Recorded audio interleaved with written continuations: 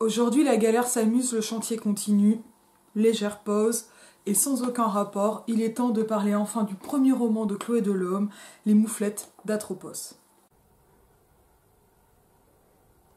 Les Mouflettes d'Atropos, c'est ce roman que je lis pour ma part en poche folio, et je dois avouer que je pense l'avoir chopé chez Gibert ou équivalent.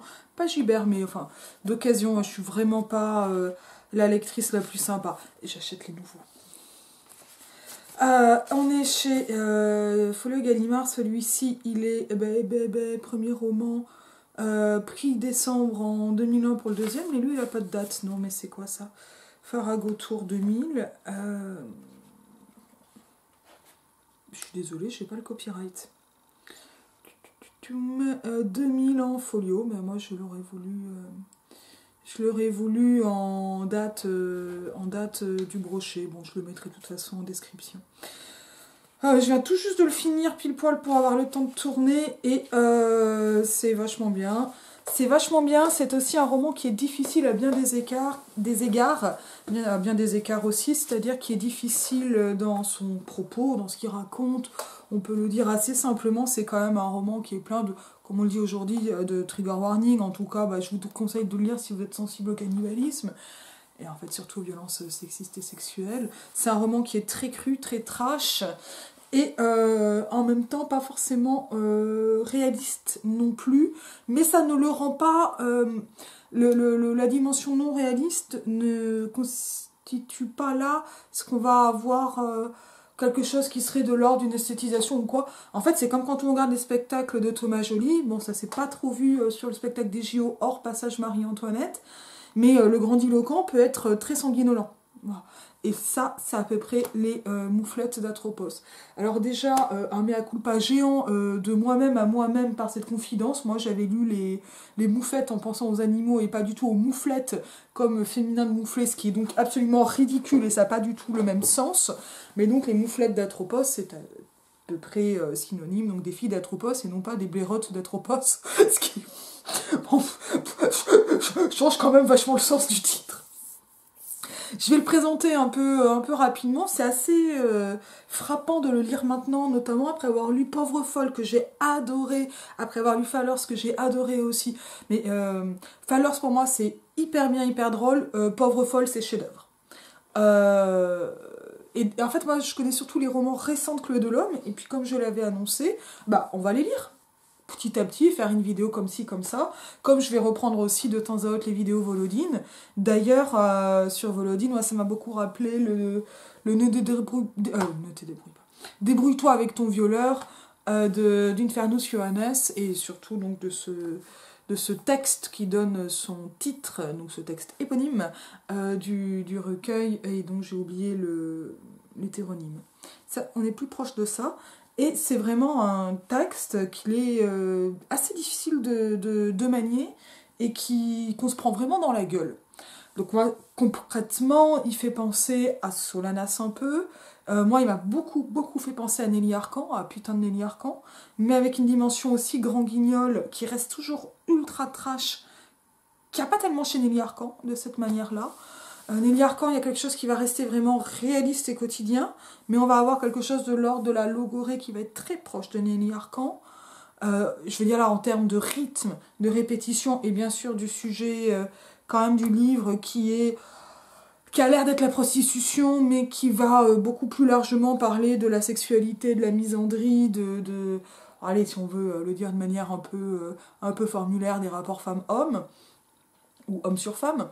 Et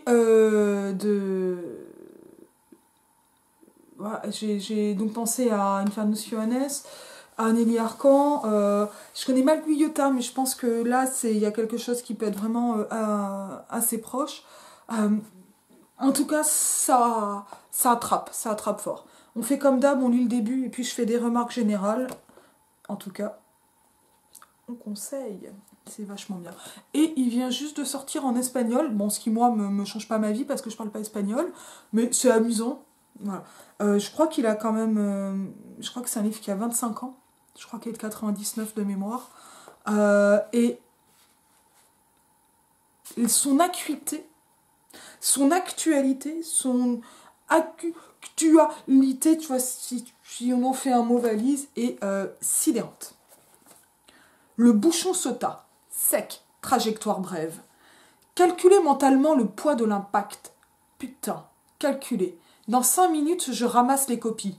Putain, calculez. Non mais moi je vais bien, mais j'ai pas la formule. La formule, putain, la formule, calculez. Poids par distance par vitesse au carré. Impossible. Rappelle-toi, distance divisée par vitesse au cube fois poids. Pas assez, encore. Essai, encore.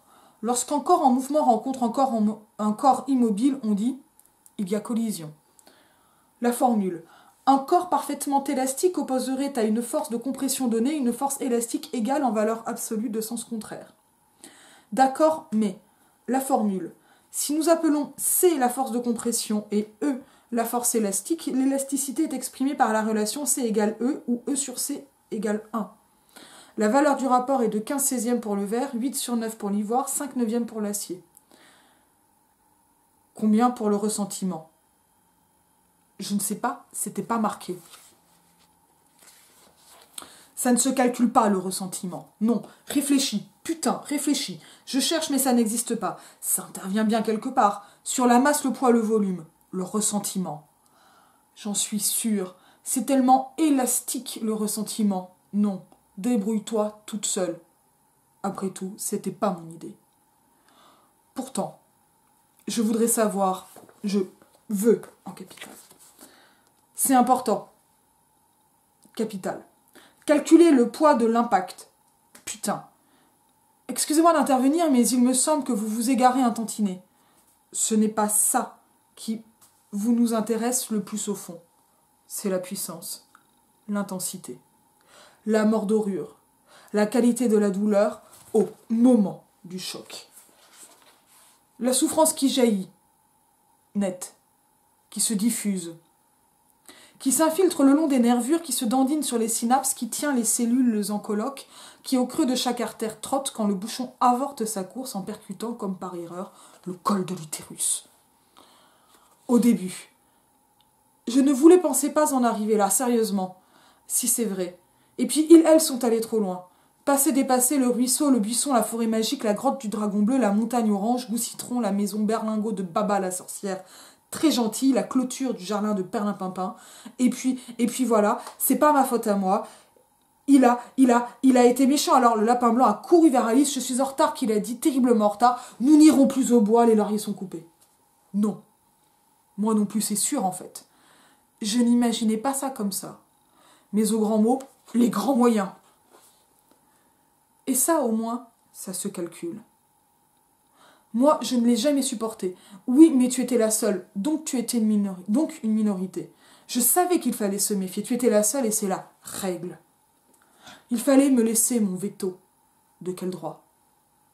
Pour qui se prend celle-là à présent ? C'est toi, enfin, c'est toi, oui, c'est toi, la plus parano. C'est moi tout court. Tout court ! J'ai dit, chacune son rôle. Et retourne à ta place. C'est un peu facile, tu crois pas, toujours à rejeter la « à ta place, j'ai dit ». Il a dit, il y a plusieurs amours possibles. Il a dit des différentes sphères satellitaires, des diffusions éparses, complexes et ramifiées, aussi. Mais moi, je n'y crois pas. Mais alors, pas du tout. Moi non plus, au cas où ça intéresse quelqu'un. Il croit qu'il va noyer le poisson, la baleine, avec cette théorie foireuse. Il nous prend pour des courges, je vous l'avais bien dit. Alors voilà, c'est comme ça. Il a, à ta place. Maintenant, on y est. Mais j'aimerais tant savoir calculer. Putain, calculer.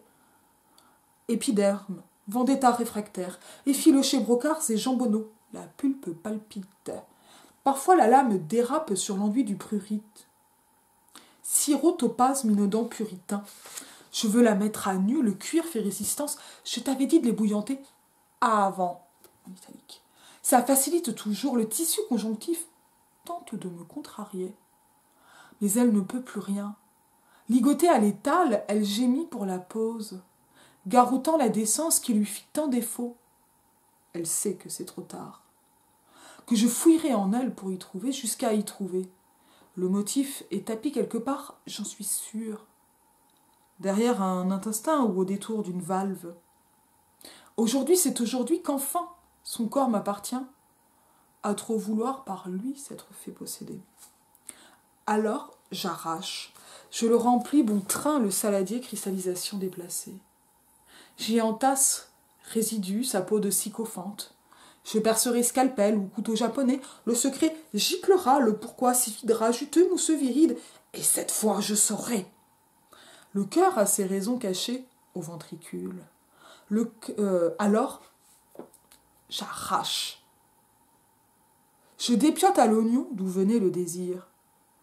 Oh, le mignon petit monticule de chair couperosée, la belle que voilà, t'allira les ramasser. Lui défoncer la chatte à coups de veuve Clicquot.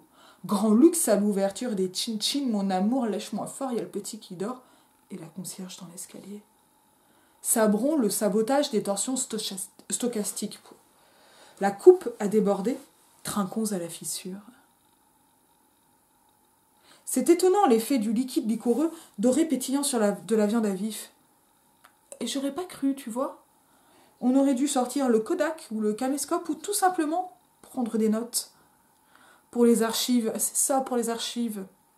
Puisque la langue pâteuse s'entorse mort. C'est une pile ça que j'ai déplacée qui est tombée. Adjectif nécrophile, substantif décati, on dit au commencement était le verbe. Oui, mais lequel? Et puis au fait, le commencement, ça fait combien?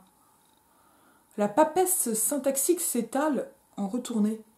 Le bateleur taraude, suspension substantif, est depuis si longtemps qu'on ne peut le mater. Alors, disons, archivé, putain, archivé. Par-delà l'innommable, allons sécuriser. Enfin, on ne pouvait pas prévoir.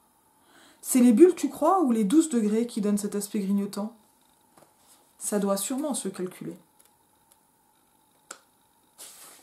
Voilà, je vais rester juste là, comme ça, pour dire, bon, on est vraiment dans du in medias res des plus troublants. Déjà, au niveau du titre, a priori, on est dans un titre plutôt thématique, qui nous parle de quelque chose plutôt que d'un genre littéraire, comme le serait un titre rématique. Pas mal d'indications, on va avoir cette espèce d'indication dynastique des filles d'Atropos, enfin des mouflettes d'Atropos, donc des filles d'Atropos, c'est-à-dire de cette moire qui coupe les vies, qui est assez intransigeant, donc quelque chose qui va être à la fois placé sous le signe assez haut de la référence antique, macabre, vitale, et en même temps complètement placé sous la dissonance par la discordance entre le registre argotique des mouflettes, en plus au féminin, et cette référence antique. Et en fait, cette discordance, elle fait programme de lecture, et on la retrouve déjà dès l'Incipit. Cette discordance, elle porte aussi en elle cette référence qui est celle d'une dynastie, je disais, de l'ordre d'une filiation mythique, plus qu'anthropologique ou familiale.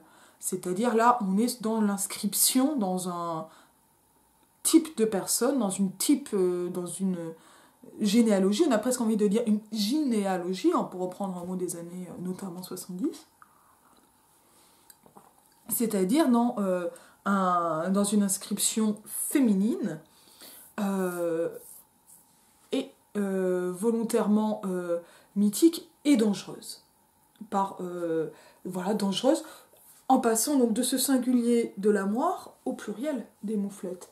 Et un pluriel qui est catégorique, c'est-à-dire générique, qui fait catégorie, ces filles d'Atropos, bon, mais qui sont pas loin des filles de BCB, de ce gang de motards lesbiennes des années, je crois que c'est 60, aux États-Unis, quoi. Voilà, qui est un des premiers groupes lesbiens féministes aux États-Unis. C'est encore autre chose, c'est pas du tout un roman lesbien, là. Mais en tout cas, ça fait programme de lecture, tout en suscitant quand même une certaine forme de mystère. Il se passe quoi dans ce texte? Et ça va commencer par cette espèce de voix. Tout à l'heure, je faisais un petit rapprochement avec le putain Nelly Arcan, c'est-à-dire avec cette espèce de logorée, comme ça, qui arrive et qui déroule, qui peut rappeler Lautréamont, qui a une généalogie probablement plus maldororienne qu'arcanienne, mais très probablement les deux. Il n'y a pas de contradiction entre ça et ça. Il y a des rencontres étranges. Et donc on a ça, voilà, le bouchon qui saute, le bouchon sauta, point sec, etc. Et donc ce commencement avec des phrases courtes et qui vont commencer à s'emballer.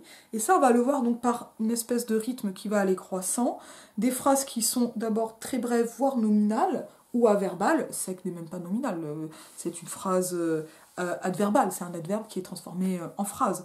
Trajectoire brève est une phrase nominale. Voilà, tac, tac, tac, qui vont permettre en fait de donner un récit d'action, parce qu'une description en fait est une pause dans l'action, hein, donc en fait donner des détails d'une action n'est pas une description, c'est autre chose. Mais ça va nous donner une impression d'abord d'immédiateté, et après on aura des effets d'accélération. C'est-à-dire qu'en fait, d'un point de vue narratologique, si on prend le vocabulaire de Gérard Genette, on est face à une scène, simultanéité entre le temps de la diégèse et le temps de la narration. Et ce temps, ce rythme, c'est quand même du plutôt rapide, poum poum poum, et avec ces espèces de notations qui ne sont pas du tout un effet impressionniste, mais qui vont donner l'impression de quelque chose qui va s'accumuler. Ça, c'est des effets donc de rythme et de syntaxe. En même temps, on a cette idée de quelque chose qui est à peu près connu. On commence par un article défini, le bouchon, on ne sait pas de quel bouchon on parle. Et s'ouvre là, en fait, une espèce de double réseau sémantique qui va être celui de la prostitution et notamment des hôtesses à bouchon, c'est-à-dire donc des femmes qui sont dans des bars à hôtesses et qui sont payées au bouchon, c'est-à-dire à la consommation d'alcool payée, et d'un vin qui serait alimentaire à un moment de la préparation d'un repas, dont il s'avère peu à peu que ce repas, je parlais de Thomas Joly, ça tombe bien, il est quand même globalement cannibale. Et que la vengeance, c'est pas un plat qui se mange chaud, mais c'est un plat dont la découpe se calcule bien, ou se raconte de manière hachée. On avance. Donc ce bouchon, voilà, on ne sait pas ce qu'il est, en tout cas, hop. Et le bouchon qui saute, ça amène aussi quelque chose de métaphorique. Et on va avoir en permanence chez Delhomme, dès ce premier roman, ces jeux qui vont remotiver les locutions, les expressions toutes faites, en leur donnant souvent un sens concret. Plus loin, vers la fin du roman, on aura tout un jeu et une répétition sur la couille dans le potage. À prendre dans un sens littéral. Et c'est quand même bien plus désagréable que d'avoir un cheveu sur la langue. Mais ce n'est pas contradictoire. Avec voilà, une espèce de littéralisation des abstractions et d'abstraction du concret. Ce qui va amener cette espèce d'impression de délire, par moment, c'est-à-dire un délire qui peut être même un délire, c'est-à-dire qui va recomposer, retravailler la frontière entre le monde réel et le monde littéraire, entre le littéral et le figuré, et qui va faire du figuré du littéral, et qui va faire du littéraire du quotidien et du réel. Ça fait partie des effets qui, chez Delhomme, permettent d'accomplir des choses qui sont, à mon avis, profondément féministes, c'est-à-dire notamment ce qu'on appelle la publicisation du privé. C'est-à-dire le fait de rendre public des événements privés, et ça, c'est une des choses qui font que le privé est politique. Par exemple, quand il va commencer à être disséqué aussi de façon politique, pour le comprendre de façon politique, et pour comprendre comment la séparation entre privé et public est un fait politique. On y est. Vous pouvez pas me répondre, alors je vais continuer. Donc là, on va avoir cette espèce de calcul qui va faire entrer une identité, pas tellement octoriale, narratoriale, mais cette identité narratoriale, elle va être très complexifiée dans le texte, qui est globalement de l'ordre du calcul physique, de la formule, et qui est entre, on va dire, la posture enseignante et la posture d'élève sur les copies et remplir la copie, sans qu'il y ait de réponse. Et donc là, voilà, je vais ramasser les copies, rappelle-toi, etc. Et qui va aller un peu plus loin avec l'idée de... avec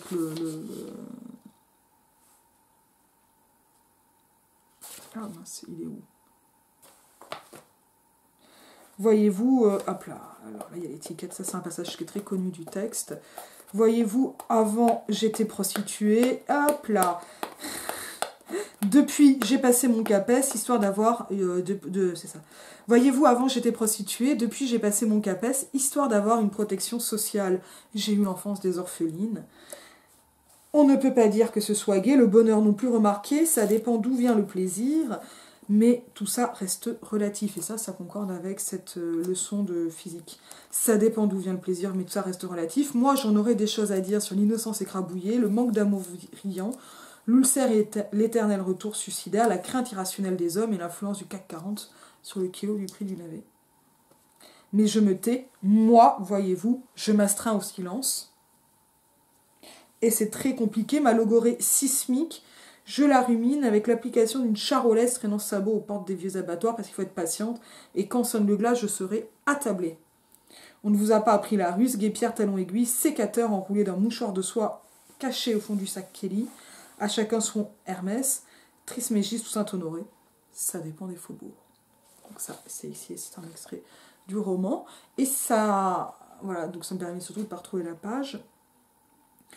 Mais c'est plutôt au début, ce passage-là. En fait, ce qu'on a ici, c'est l'ouverture de différents... Donc, d'une voix qui va parler, de manière très hachée, et j'allais dire fragmentaire, de manière très hachée. Donc, c'est un flux continu, mais qui est haché, et qui donne une impression de disparate, parce que ça va partir dans tous les sens. Mais en fait, vont se mettre en place des réseaux sémantiques, des réseaux de sens, des réseaux thématiques et de connotations, sur l'action qui est en train d'être faite, sur des retours en arrière qui vont ramener à... Putain, j'ai toujours un problème de mise au point avec cette caméra. Qui vont ramener à cette situation d'énonciation qui est celle donc, de la préparation d'un repas a priori cannibale, où on va comprendre donc, voilà, la vengeance n'est pas exactement un plat qui se mange froid, mais on en aura la recette.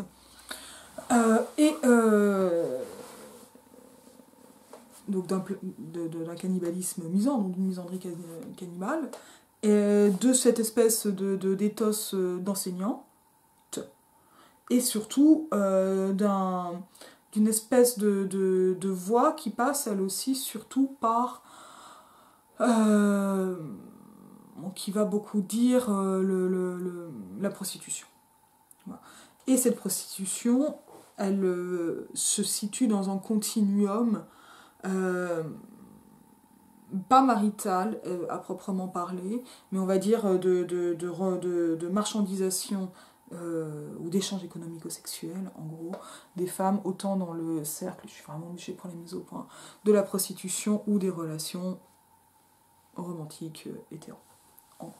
Donc il y a un peu voilà, une espèce de constellation comme ça, de choses qui se met en place, qui donne l'impression d'être toutes dites et écrites en même temps. Et ça va amener, comme le dit vraiment bien le passage qui est mis en 4e, en fait, ça va progressivement amener, donc ça fait quelque chose qui est très dur à lire par moment, et qui est hirsute, notamment parce qu'il y a une intensité textuelle qui est atteinte par ces effets de dissonance, comme j'avais évoqué Mouflette d'Atropos au début. Là, le putain qui est scandé au départ, est-ce que c'est le juron? Est-ce que c'est le métier? Par exemple. Ou est-ce que là, c'est une insulte? Parce que ça sera encore, voilà, une troisième possibilité, et il y en a peut-être d'autres. Hein, je ne prétends pas épuiser le texte du tout, juste en proposer une lecture. Voilà. Mais on a comme ça, en fait, un texte qui confine à l'illisible, parce que quelque chose est en train d'être fait, qui nous est dit par une pluralité de sujets. C'est-à-dire qu'en fait, finalement, le sujet semble être un sujet clivé, qui va ensuite même être dédoublé ou démultiplié, notamment par exemple par le pseudonyme de la prostitution, qui devient plus un hétéronyme qu'un pseudonyme, et comme ça une démultiplication des identités dans une action qui confine quand même au grand guignol Mégagore. Ça reste assez différent de Fallers, qui est beaucoup plus récent, hein, puisque c'est le dernier roman de Chloé Delhomme, qui est sorti il y a quelques mois. Mais si vous voulez, Fallers, c'est un récit qui est quand même assez linéaire et assez lisible, qui lui aussi va reposer sur ce fantasme misandre d'une castration, alors qui repose sur un pouvoir magique nouveau, inexpliqué dans Fallers. Ici, il n'y a pas à proprement parler de magie au niveau de l'action, mais toute la narration, elle est portée par cette narratrice, pas exactement non fiable, mais démultipliée. Et en fait, c'est dans... Voilà. Alors, je me disais quelques pages avant la fin, et justement, il y avait des extraits qui évoquaient... enfin, où les mots même apparaissaient. Je me disais, tiens, mais je vais appeler ça la cendre et le phénix. Et justement, je vais me permettre de lire... je ne sais même pas si c'est vraiment du spoil à ce niveau-là.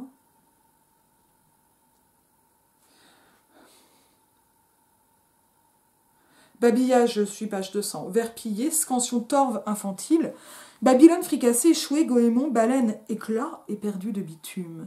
L'œuf du phénix est à la coque. L'œuf du phénix, l'œuf ou la poule, les cendres au pot, et n'en déplaise à Henri IV, j'ai horreur des gallinacées. Et donc on a, là, voilà, là on a vraiment ce double motif de la cendre et du phénix. Le phénix qui meurt et qui renaît de ses cendres, qui sont complètement concrétisés par ce passage par à la coque, le gallinacé, ramené à une poule, et en même temps, dont il ne s'agit pas de salir la mythologie, il s'agit de l'ancrer dans un quotidien sordide et truculent, en même temps que cruel. Donc ça amène voilà, ces espèces de mise en tension. Donc, tout le récit est quand même globalement... voilà. Donc ça fait qu'on a... Alors, ce qui est raconté est dur, et c'est dur cette façon de raconter parce qu'elle met en tension. Elle va aller chercher les extrêmes et les discordances, non pas comme le Je vis, je meurs de Louise Labbé ou chez Maurice Sèvres, enfin voilà, dans des phénomènes poétiques assez anciens. C'est-à-dire, alors peut-être que ça, si je pense que ça a comparé, sauf que là on est dans des métaphores qui sont mortes, qui sont datées, qui sont devenues des stéréotypes. Et en même temps, on a voilà, une espèce de revivification par l'invention de métaphores nouvelles ou la remotivation nouvelle de métaphores chez de l'homme. Et là, voilà, moi je me disais, c'est vraiment la cendre et le phénix parce qu'on part de cendre, non pas de quelqu'un va pas bien et on aurait une résilience, mais de manière. Et puis moi, bon, c'est un motif qui me traverse beaucoup en ce moment, la cendre et le phénix, peut-être parce que j'ai arrêté de fumer, mais surtout parce qu'on aurait quelque chose ici qui pour moi, dans l'idée de la cendre, est éparpillé. Et ce qui m'intéresse dans la cendre, c'est comme ça, voilà, cet éparpillement, c'est-à-dire, je vous disais, le rythme global est logoréique, parce qu'on a l'impression, là, le passage que je viens de lire, page 200, le montre qu'une idée en amène une autre. Et donc, ça donne l'impression d'un flux de paroles, même plus que de pensées, un peu comme les gens qui parlent tout seuls dans la rue. On a l'impression que bon, voilà, ça se lance, et c'est pas possible de l'arrêter. Et c'est le cas, mais avec la pensée suit. Et ça fait quelque chose qui est potentiellement étouffant, hein, selon les jours, les moments. Enfin, moi, je conseille plutôt en forme pour lire Les Mouflettes d'Atropos, et qui, en même temps, dans le propos même, est particulièrement percutant, en plus d'être assez beau, parce que c'est aussi très poétique. Mais c'est pas poétique dans le sens, on va dire, de manière très caricaturale, mais un peu mièvre, ciel bleu et petite pâquerette. C'est vraiment poétique par cette création ahurissante d'images. Et ça, moi, ça m'a vraiment percuté en fait comme texte, et j'ai trouvé ça vraiment hyper beau et splendide, et en même temps c'est quand même souvent très drôle parce que ça va amener, tout à l'heure j'employais le mot truculent, des trouvailles assez géniales. Alors avec par exemple aussi donc des pastiches, des parodies, c'est un texte qui est ultra référencé, notamment, alors, et ça va de, donc là on le voyait dans le passage derrière, le Kelly du sac Hermès, mais Hermès remotivé en figure antique, hein, Trismégiste ou Saint-Honoré, boum. En fait, c'est comme si les polysémies étaient systématiquement thématisées dans le texte. Et c'est en ça que moi j'ai eu cette impression de cendre. Vous voyez que je sais pas, moi j'ai déjà éternué dans un feu éteint. Voilà. Ou quand Woody Allen éternue dans la coque, dans je sais plus quel film, c'est dans Agnole. Voilà, cette espèce, voilà, ça fait comme un nuage de poudre et ça donne l'impression de suivre tous les chemins en même temps, et donc d'être un récit qui va pas être complètement linéaire, et avec des pastiches ensuite à la fin de textes scientifiques, notamment psychologiques, que j'ai adoré. Mais il y en a aussi à l'intérieur du texte, avec énormément... C'est un texte qui est quand même au bord du texte expérimental, ou un texte expérimental, là moi c'est des catégories que je maîtrise pas très bien, mais qui joue aussi beaucoup de la typographie, de la mise en page. Donc là j'ai mentionné les italiques, les capitales, etc. Il y a aussi des moments avec des retraits en colonne, enfin ça bouge tout le temps. Et donc c'est pas facile à suivre. Il faut accepter de décrocher quelque chose et de se laisser emporter. Et c'est en même temps un texte qui est... Moi, c'est un grand plaisir là, de le lire, même si je ne l'ai pas très bien lu, très oral. Parce que c'est quelqu'un qui parle, en fait, déjà. Et ça marche. Et c'est évident que c'est un texte qui est fait pour la lecture sur scène, par exemple. Là, il y a... Pourquoi j'avais noté là ? Et qui globalement raconte une rupture amoureuse et la prostitution en même temps, ce qui a quand même cet avantage de très solanacien et féministe matérialiste de rappeler la continuité de l'échange économico-sexuel. Donc boum. Alors... Ouais, j'avais noté plusieurs pages, donc la page 40, mais ça devait pas... Ah oui, ça c'était... Voilà, ça c'est un passage qui a quelque chose d'assez solanas, qui se revendique misandre, donc le texte où de l'homme se revendique misandre, c'est pas le niveau de Solanas. Hein. Là, il y a quand même... Bon, faut dire que Solanas, elle y va fort, mais... c'est pas un reproche, hein, mais on n'est pas au degré de ça. Mais moi, je dirais plus de l'analyse psychologique sans concession. Mais si ces charmants couillidés se contentaient de juste vous extraire de vous-même, de vous vider de votre substance ou de votre personnalité, de votre individualité, on ne ferait pas tout un plat. On se dirait, tiens, on baise. Profitons-en pour évaluer notre budget prévisionnel à taux régressif sur les 40 prochaines années. Ou bien on fumerait un pétard, histoire de jouer les Annie Hall. Le problème, le vrai, c'est que pendant votre absence, ils abusent, lâchement. Ah oui, parce que ça, c'est donc sur la décorporation. Ah, ça, c'est vraiment un passage que j'ai beaucoup aimé. Alors, je vais remonter un peu en arrière. Vraiment, donc je suis page 38, vraiment, c'est plus fort qu'eux, ils y mettent toujours quelque chose. C'est difficile quand on le sait, difficile de ne pas leur en vouloir. Et aussi de quitter cette mise en sac quand vient la période des chaleurs. Là, on voit le pastiche naturaliste. Résister à la réification en s'enfermant à double tour, avec en gode et l'intégrale des marques Dorcel, en attendant que ça vous passe. Et oui, même quand ils sont amoureux, ils font de vous un chouette support. C'est viscéral. Ils ne peuvent pas faire autrement, ce n'est jamais vous qu'ils perforent. C'est une moule juteuse, une chatte de salope en rute, une foufoune apeurée. C'est l'entrejambe douillée de bobonne, le minou de bibiche, la fleur mièvrounette translucide de leur si précieuse dulcinée. Pas vous, pas vous. Vous comprenez ? Je suis vraiment désolée. Dès l'instant où il le convoite, votre sexe ne vous appartient plus, ne fait plus partie de votre corps, n'est plus la continuité tactile de vos terminaisons nerveuses. Dès qu'il s'emboîte, il vous aliène. C'est pas méchant, au fond. En tout cas, pas toujours. Je vous dis qu'ils ne font pas exprès. Au mieux, c'est votre corps qu'ils baisent, votre enveloppe vide, sans nulle trace de votre soma. Les préliminaires sont des incantations fielleuses pour assurer malgré vous votre sortie en astral. Un corps dans toute la rudesse de sa nudité absolue.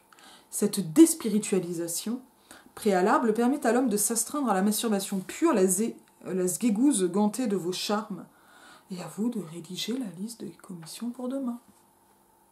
Il jouit mieux ainsi. S'il s'encombrait de toute votre personne durant l'acte sexuel, il s'exposerait à un débandage inévitable. Être en face de vous, et non juste de votre corps vide, c'est risquer de se souvenir que vous l'avez battu au Scrabble hier soir. que vous gagnez mieux votre vie, que vous connaissez les Gaïaki, alors qu'il lui pensait qu'il s'agissait de la plante aux vertus énergisantes que l'on trouve dans l'orangina rouge, alors que tout le monde sait parfaitement que c'est une célèbre peuplade sud-américaine qui fut au centre de votre mémoire de DEA d'ethnologie. Si bien que ça a fait rigoler tout le monde chez Sophie le week-end dernier. Et il faut être honnête, les Gaïaki, pour ramollir une bite, c'est pire que le bromure. Voilà. Et là, on en arrive à là où j'en étais. Et donc ça, là, c'est un passage moi, que j'avais vraiment noté, j'ai photographié, pour cette déspiritualisation, et ce moment ensuite où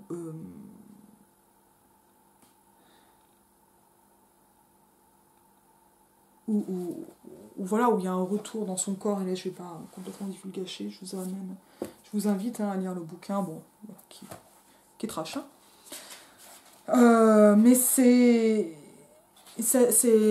bon, ça dit quelque chose, évidemment, la dissociation, et quand je parle de sujets clivés, bien sûr que je pense dissociation, maladie mentale, mais en fait c'est pas ça qui m'intéresse. Ce qui m'intéresse, c'est des effets de narration, et là ce sont bien sûr aussi des théories féministes, et ça c'est ce qu'on appelle l'aliénation par exemple, et l'objectification des femmes, c'est-à-dire notamment leur désindividualisation. Et c'est exactement ça ici qu'épingle Chloé Delhomme, et ça devient comme ça un savoir féministe qui est complètement incarné dans le récit, et qui, voilà, dont la théorie... Enfin, c'est un savoir qui n'a pas forcément besoin de passer par une phase théorique pour être transmis et partagé. Et ça, c'est quelque chose qui est profondément passionnant. Un autre passage m'a beaucoup plu sur, notamment, les femmes de philosophes. Ça, là, c'est pour le régal de la truculence et du comique. Je suis page 85 et suivante. Parfois, je me dis que je devrais envoyer mon témoignage aux pages vécues de Marie-Claire. Il y a un tas de trucs à raconter. C'est un créneau porteur. C'est vrai quoi. Pourquoi les femmes de philosophes ne témoignent jamais dans la rubrique vécue de Marie-Claire? C'est pourtant pas les anecdotes qui manquent. Des épouses de politiciens mis en examen, de dentistes zoophiles, d'épiciers pétomanes, d'aventuriers atteints de peste bubonique, d'employés de banque qui se déguisent en bergères bavaroises les nuits de pleine lune. Ça, il y en a plein. Mais de femmes de philosophes que nenni. Peut-être qu'en fait, c'est parce qu'ils n'ont pas de femmes, les philosophes. Faut dire qu'il faut se les farcir avec leurs questions éthiques au petit-déj, leurs tirades hegeliennes quand on a le malheur de leur demander si on commande plutôt un supplément anchois ou double fromage à Pizza Hut, et leurs considérations sur l'être et le néant au rayon traiteur du Shopee. Ou alors, c'est peut-être que s'ils en ont des femmes, les philosophes, ils les empêchent de lire Marie-Claire. Sous des prétextes fallacieux, ça va de soi. Car, comme chacun sait, rien n'est plus fourbe qu'un philosophe, si ce n'est un bidet, je vous l'accorde. Ils sont experts en désinformation et activistes en chantage. Bon, arrête des comptes, hein. Ils agissent en obscurantistes et prêchent pour affouler les masses, font de grands soliloques d'un absolu lyrisme sur les terrorismes hystériales véhiculés par les chroniques de mode, dont le pouvoir occulte pousserait à l'anorexie jusqu'aux créatures de Botero.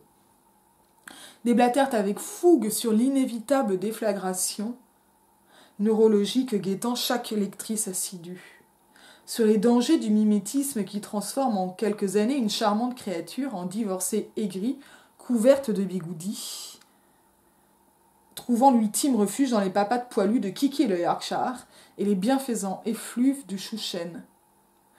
Alors qu'il est quand même de notoriété publique que sans Marie-Claire, la femme moderne serait bien embêtée.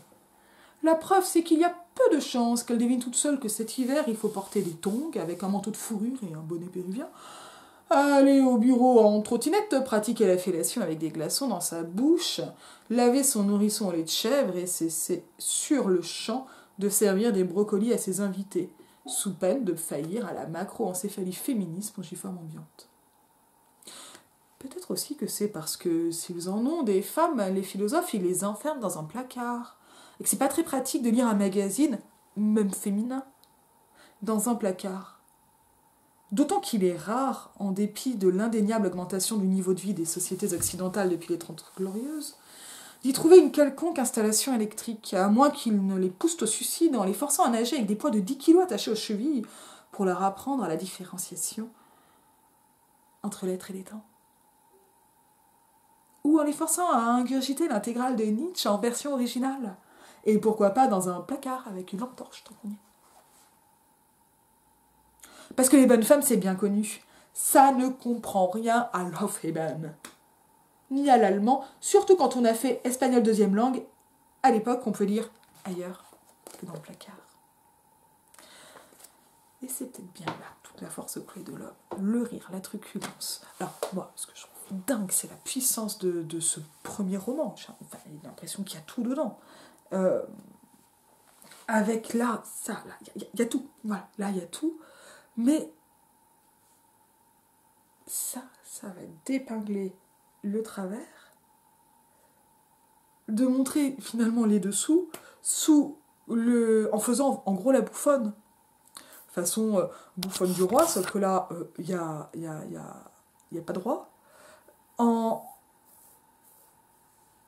Finalement, c'est parce que la réalité est éclatée et éclate, même littéralement les femmes, que la narration en ressort éclatée et que c'est éclatant. Et puis bah écoutez, puisqu'on en est là, ça sera la conclusion et je vais vous dire que c'est l'éclate. Et je vous dis à bientôt.